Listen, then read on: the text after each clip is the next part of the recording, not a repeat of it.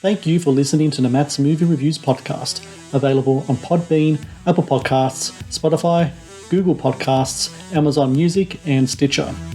Also, please follow Matt's Movie Reviews on Facebook, YouTube, LinkedIn, Reddit, Instagram, and MeWe.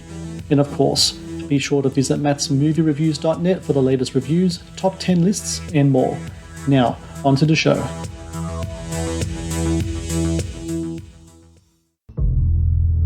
And that's why I'm going to direct this verdict and find this here defendant guilty.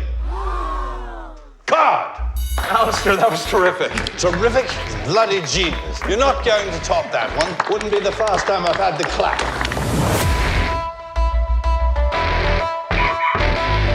Lorena. You ghosted me, Waldo. I ghosted everybody. Look, I'm here on business. Alistair Pinch, the actor. Killed his wife. Guilty. Maybe he killed her, maybe he didn't. I don't think he even knows. The guy's a blackout drunk. I deplore drinking alone, so I have a double. The network's got a lot riding on him. Mr. Waldo! They're looking to hire a PI. I'm retired. Come on, let me bring you back into the real world. What would I even do with the money? Where's all your stuff? Cut myself down to 100 things. And you kept that hat? What say you, detective? Will you return to your mountain and leave me to the fates? Or will you stick around long enough to see the police maybe get it right this time? Princess Ozma, where did you come from? Welcome to kindergartens of the rich and famous. Death must have shocked the hell out of this place, huh? Come meet me tonight. We can talk then. Do you trust me? Why should I trust you? Is there anything you're not remembering, Alistair? I have gotten married, fathered children, and taken out mortgages and not remembered. You do realize that everyone is sure you did this. Killer, venom perfect. Killer, venom perfect. Killer, venom perfect.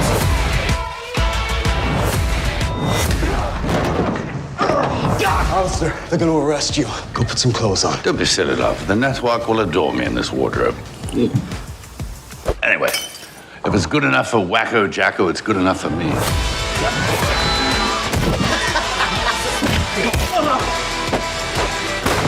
Can't you tell when a girl just wants to have a drink with you?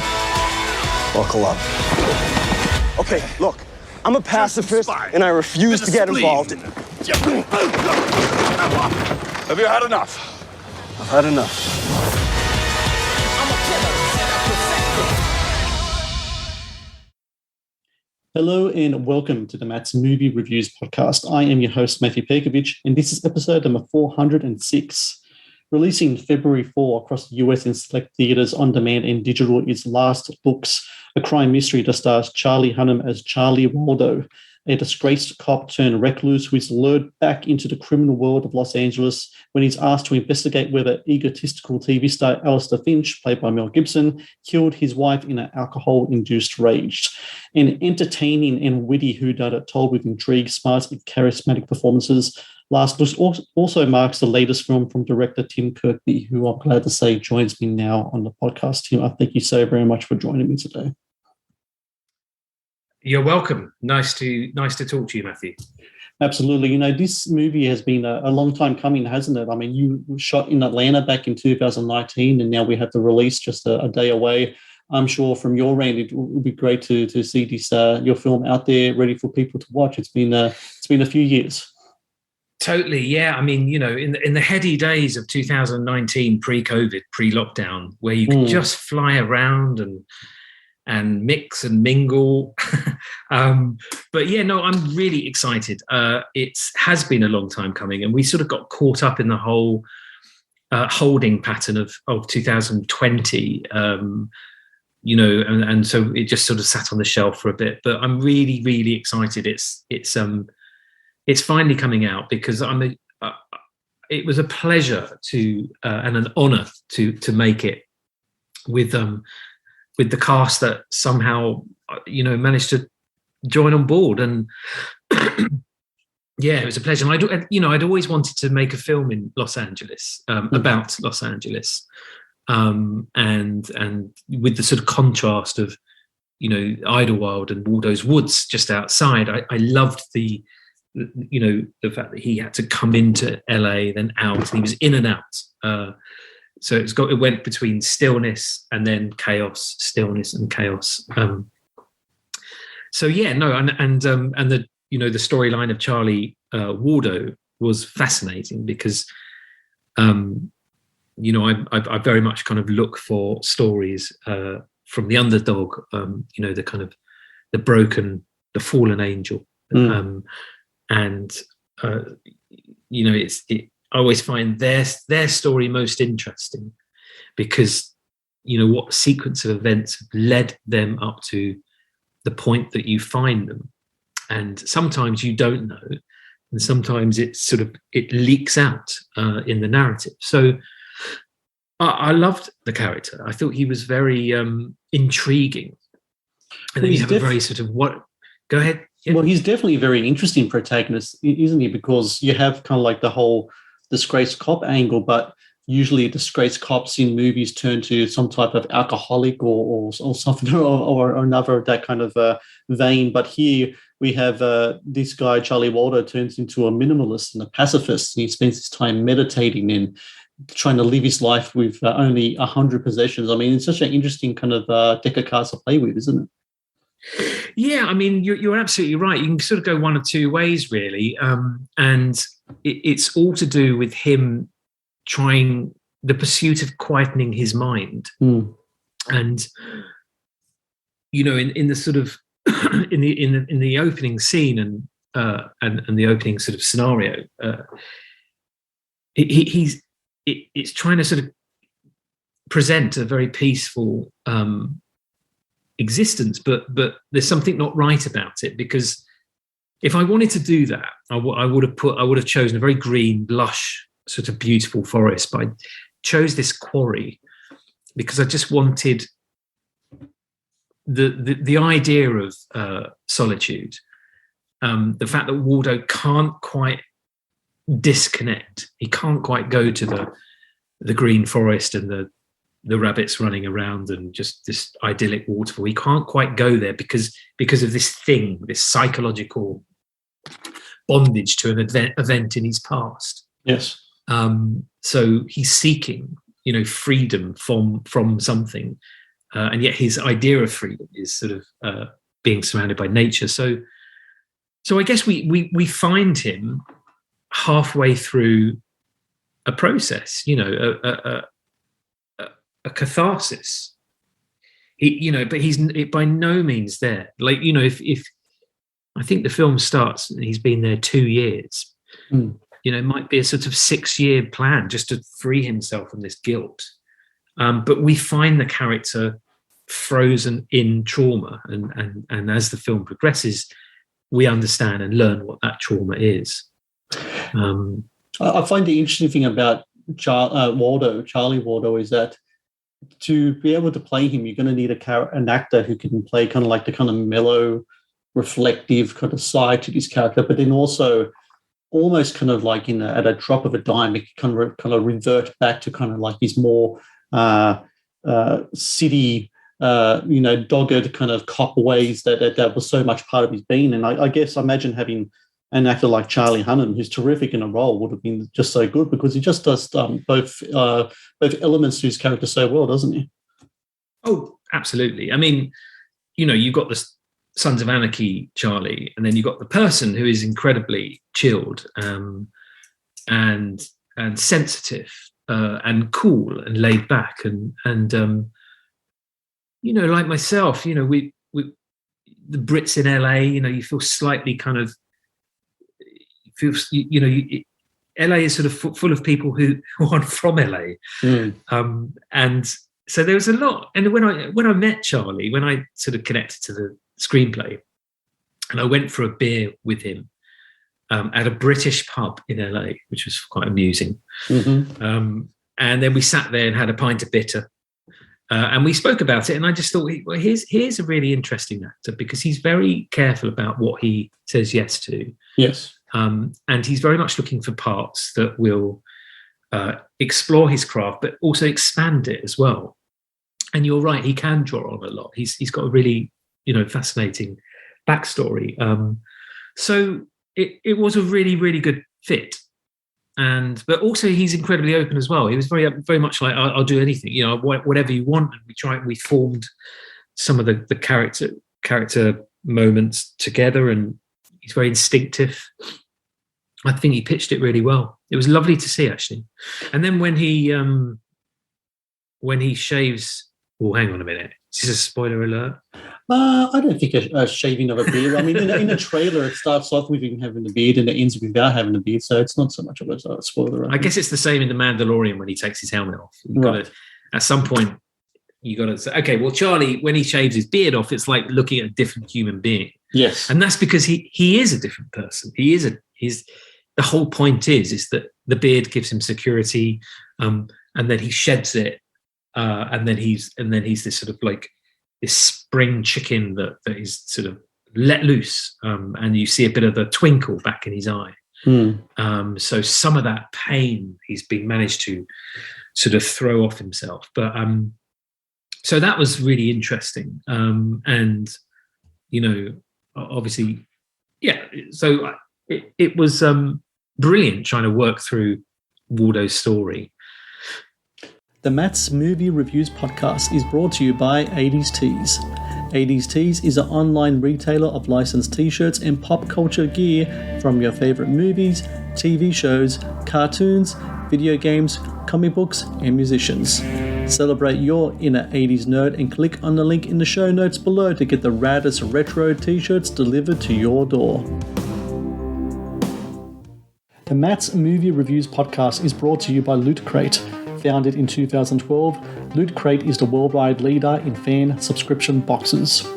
Loot Crate partners with industry leaders in entertainment, gaming, sports, and pop culture to deliver monthly themed crates, produce interactive experiences in digital content, and film original video productions. No matter what you geek out about, Loot Crate has a subscription box for you. To get your very own exclusive collectibles, apparel, and gear delivered to your door, be sure to click on the link in the show notes below.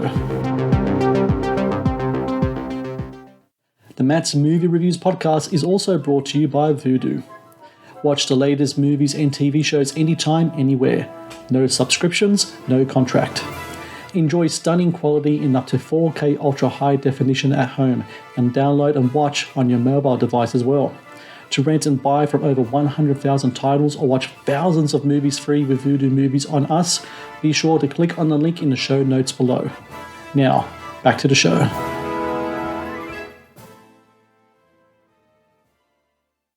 Speaking of twinkle in the eye, I wanted to talk about Mel Gibson's performance as Alistair Finch. What I love about watching this performance from him is that it reminds of the comedic side of Mel Gibson that we've seen so many times before, like in the Lethal Weapon movies, Air America, Maverick especially. It's great to see that again on screen. What's it like working with Mel, especially when playing a performance like this that demands certainly when they really go over the top and really kind of tap into that comedic side of him that I think a lot of people kind of miss from Mel? Yeah, well, Mel's a real life force.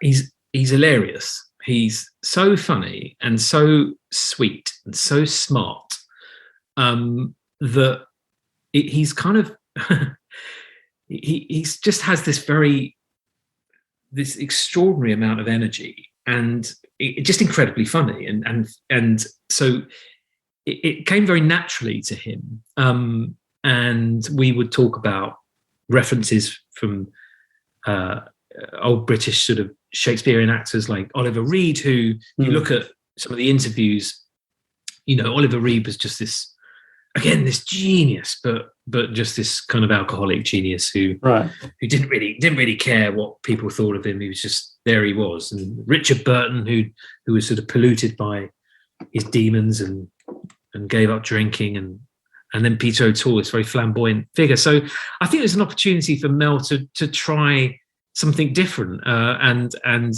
sort of add comedic moments. And there's some lines in the film that are 100% his. He'd come up to me and say, what's British for like cops, police? And I go, the pigs, Rozzers. He'd go, yeah, Rozzers, let's do Rozzers. Like the Town and Country magazine, You know, he was like Town and Wanker magazine. Like he would just like he just has he's very plugged in. He's just very in tune with the script and the character, and will try stuff and gets excited trying it and wants it to be good. You know, he wants it to be really, really as good as it can be. Wants direction, wants a collaboration, and was just a pleasure, really, because you know it's Mel Gibson, and he's put down this extraordinary career that everyone loves, and he's very commanding in front of the camera, and one of the best directors, you know, out there. So, but he's just a guy, you know, he's just a guy who talks about lenses and talks about editors, and you know, he loves it, and it was a pleasure. So the script is written by Howard Michael Gould, so it's based on his novel. Essentially, I think he's written two novels so far, kind of like in the Charlie Waldo kind of series of books. When you received the screenplay, have you read the book beforehand, or is this the first time you come across Howard Michael Gould's kind of a Waldo world, so to speak? Yeah, no, it's the first time I came across it, and I prefer it that way round, really, because it's a couple of projects I've done in the past where I've read the screenplay and then realised it's based on a book.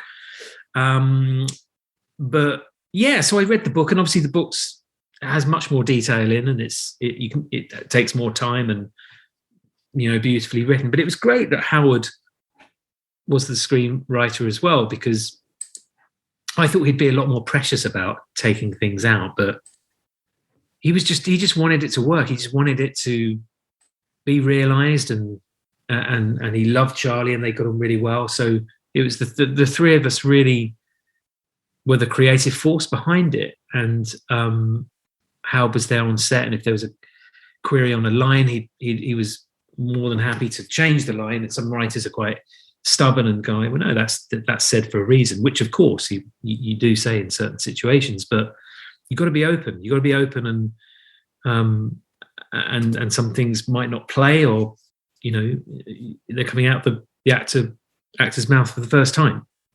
So it's a collaboration, and you have to be open to change and to act on. When it comes to potential for sequels, you know, as I said before, there's more than one book when it comes to the Charlie Waldo thing. If the business is done that makes everyone happy, can you foresee potential return to Charlie, the character of Charlie Waldo, and maybe another neo-noir adventure in Los Angeles? Yeah, definitely. I mean, look, you know, the character is sort of understated in Last Looks is Lorena. On purpose, it's trying to hold her back so that you feel her throughout the film, and you know that that's what's driving him. Otherwise, he wouldn't be doing it.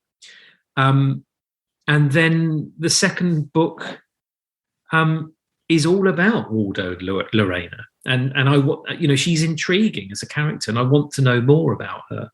And they're more of a double act in the second book. I'd love to revisit the character of Charlie Waldo and Lorena, because I think that brings itself, you know, some incompatible tension, which is fun. And I think Charlie and Lorena got on so well that they're a good on-screen couple. So I think it'd be such fun. And with the playground of LA, with another case, yeah, great, off we go again.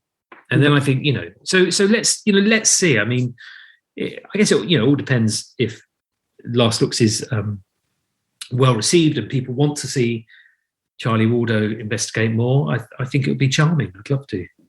Well, I would love to see it, because I think that Last Looks is terrific entertainment. It really was. I loved the performances. I loved what you've done in regards to the whole kind of neo-noir structure. Really interesting. Just a kind of like off my brain kind of a question here. You know, a lot of times these films kind of rely on things like a narration and stuff like that. Thankfully, you didn't have it in this film, because those kind of things could be a bit clunky. Did you any type of what's the word I'm looking for? Any type of idea at all to maybe have narration in it, or was that something that never really kind of came to mind?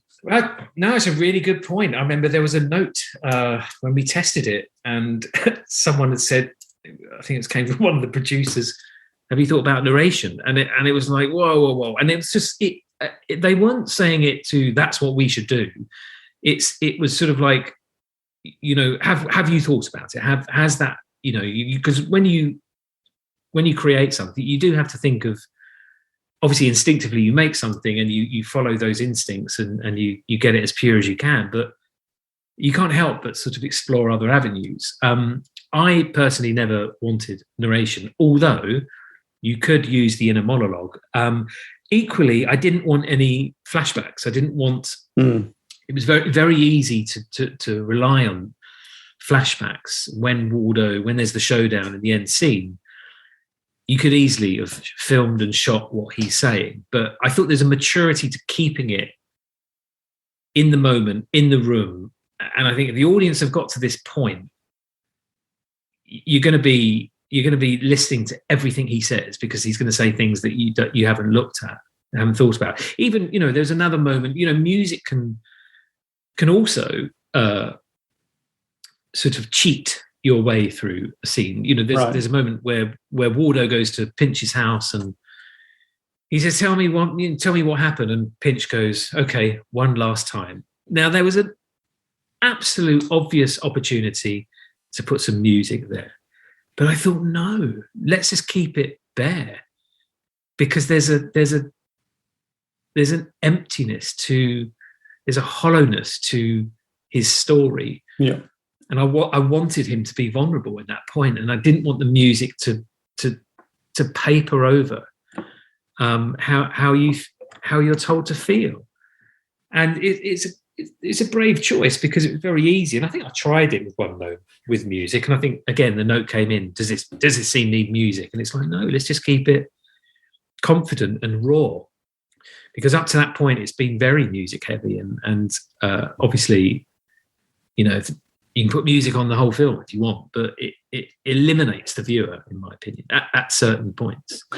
Well, so I absolutely thought about that. Yeah. Yeah. Well, I think it's a great use of restraint that combined with a great use of style. And for people out there listening, February 4 across the US in select theatres, on demand and digital, I do encourage everyone to watch this film in theatres. Because, it's a handsomely shot film, and plus you've got movie stars in Charlie Hunnam and Mel Gibson and Morena Baccarin who deserve to be seen on the biggest screens as possible. So everyone out there, last looks, February 4th, and Tim Kirkby, I thank you so very much for your time today. Congratulations with the film. Thank you very much. I hope we can talk again in the future. It's been great talking to you. Let's do it. Yeah, love to come back and chat to you. Thank you for watching the Matt's Movie Reviews channel. Please subscribe for more reviews, podcast interviews, and exclusive content. Also, if you would like to request a review and support my work, please join my Patreon via the link in the description below.